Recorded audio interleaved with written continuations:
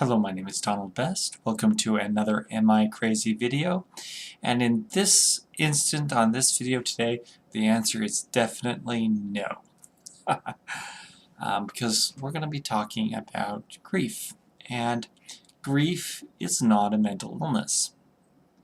It's an important point I want to get out there really quickly first. Grief is a normal reaction we have to loss. Could be of a person, could be our dreams going up in smoke,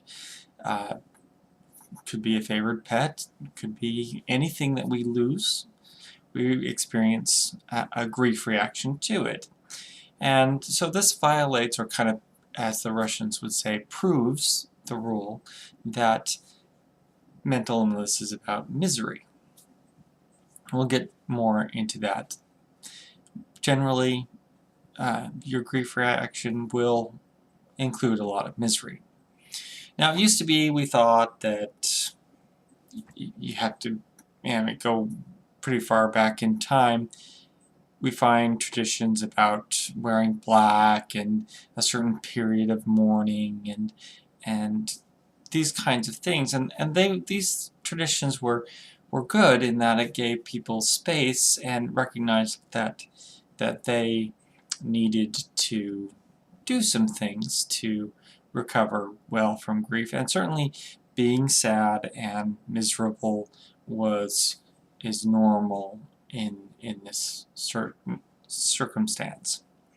Then along came ideas on the stages of grief. Research started to be done, and we've started to find patterns in how people dealt with grief, and many of you might be aware of the stages of grief. However, this research was done under very controlled, very similar circumstances, and what we're finding in further follow-up research to that is people don't necessarily go through all the stages of grief that were first identified, and not necessarily in the same order, depending on what they lose and how long it takes and all of this thing. So what the research is telling us since then is that it's not important how you react to grief, and it's not important what order you experience grief in. It is important to how comfortable you are being at any particular stage in grief. So dealing with grief in a healthy manner is pretty simple. It simply means that you accept whatever feeling it is that you're feeling. Anger, denial, doesn't matter. Just accept it and be where you're at, and don't set up secondary waves of trauma by fighting what you're feeling. If you think you should be sad and you're not, then maybe you're angry, and oh, you think you're a bad person for being angry. No, you're not. That's fine. That's a perfectly normal response to grief, and it will likely pass. Just accept it. Don't hang on to it. Don't hang on to the sadness. Accept it when it comes. Release it when it goes. That's the key to recovering healthy in grief. There's a couple of more things I would like to add to that, going back to, well, can you and should you get over it? Well, it's pretty clear you can get over it. The problem with getting over it is, do you want to, and should you? And the answer on that is probably not. People get over love all the time. They get divorces, they have falling outs, disagreements. They go from a situation of being very close and tight with somebody to not caring at all whether or not they live or die. So it's possible to get over something you love, to lose it and get over it. But in a situation where the separation is involuntary, the person died, for instance, rather than divorced you and left, it's often not desirable. The person doesn't want to get over that love relationship. They want to hang on to that, and that's okay. That's fine. Now, no one who loves you wants you to be miserable forever. So they may also feel supportive of you cherishing their memory and not getting over that love relationship, but they're not going to want you to have it ruin the rest of your life. And they're probably going to want you to focus on remembering the good times rather than the pain and loss you feel in the present while you're cherishing that memory. So that can be the difficult part of getting over and I should say dealing with grief, is finding some kind of balance where you don't want to lose that love relationship, but you want to be mentally healthy, because that's the real key. Misery is normal in grief, but dysfunction beyond a few weeks afterwards is not normal. If dysfunction starts to be a problem much past a few weeks from the loss, or whenever that loss is realized to some degree, then we can diagnose mental illness. And that's when you should most likely think about ways to better manage your reaction to grief. You should also reach out to family and friends, because grief is often a situation that exposes weaknesses in our support structure, particularly if it's an important part of our support structure that died.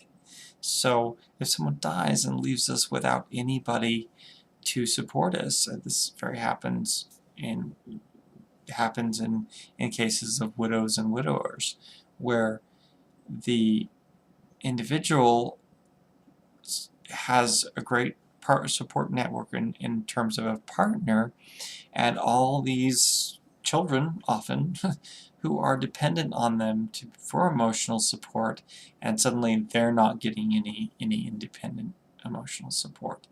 So that's when, if suddenly your support network is deficient, then I highly recommend a support group, a grieving support group, grieving psychotherapy. I have a great person to refer you to if you live in the right area. She's awesome. There are some really good grief counselors out there and help out there, should that be part of the problem. So that's when mental illness really becomes an issue, when it causes significant dysfunction over a long period of time, or right off the bat the support network is harmed by this loss to the point where it's not functioning, and you need it just to function, just in normal life, much less when you're dealing with grief. So definitely put that out there. I'd like to end with a story that illustrates what can go wrong. Okay, so we have two sisters. One lives very far from their mother, one lives very close. The one who lives far from her mother calls her mother every day and has a nice, pleasant conversation with her. But her mother's dying of cancer, and the sister who's living close goes over every day And her mother can't put on a smiling face for this sister.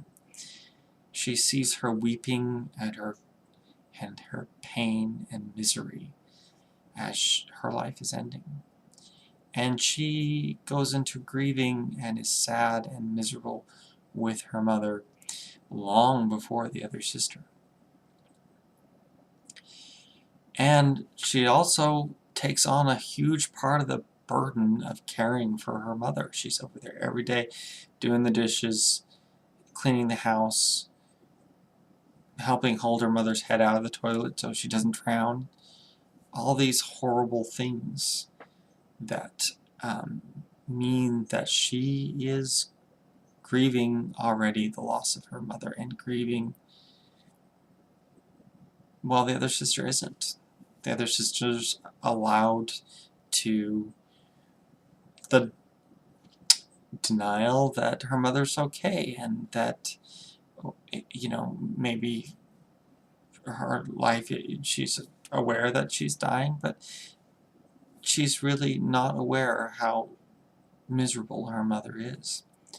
So her mother finally passes, and the two sisters have very different reactions to this. The other sister has been grieving for some time now, and the close sister has been grieving for some time now, and is relieved, is happy, is excited that she doesn't have to go over there and see and deal with her mother's problems anymore. She goes to the funeral and puts a smile on her face. She misses her mother. She sheds a few tears, but for the most part, she's just beaming that the suffering of her mother and herself is finally over. The other sister arrives, and that's when it hits her. It doesn't hit her until she sees that somewhat fake, made-up looking thing in the coffin, that her mother is really gone, and those daily phone calls will never happen again. And she's devastated. And she goes to cry on her other sister's shoulder and is horrified to see that her sister's happy. She verbally attacks her sister, saying, "How dare you be happy that our mother's dead?" The other sister internalizes this and goes, "Wow, I am happy that she's dead. Maybe there's something wrong with me." And she then starts feeling guilty about that. This causes a falling out between the sisters, so that someone who was supportive of her now the near sister has lost two people in her support network, and it's not enough now. And suddenly the sister starts to go into depression, feeling guilty that she didn't ever properly mourn for her mother, thinking something's wrong with her in terms of reaction, trying to force herself to feel bad and sad about her mother's death, and never really experiencing the joy that the suffering is over, and not letting that emotion come and go naturally. So this story, I think, illustrates some of the fighting that can go on. It's not just the money and the will and all of that that goes on that causes family or brings out family problems in funerals and such. It's stories like this where two people are unwilling to see and validate the other person's experience of grief that is different from their own, because they're different people. And that's the last message I'd like to leave about grief, is that understand whatever somebody else's reaction to grief is a valid response to grief. And it doesn't matter. It doesn't mean they didn't love that person. It just means that they're at a different point in the grief process than you are, and that's okay. I hope this is helpful.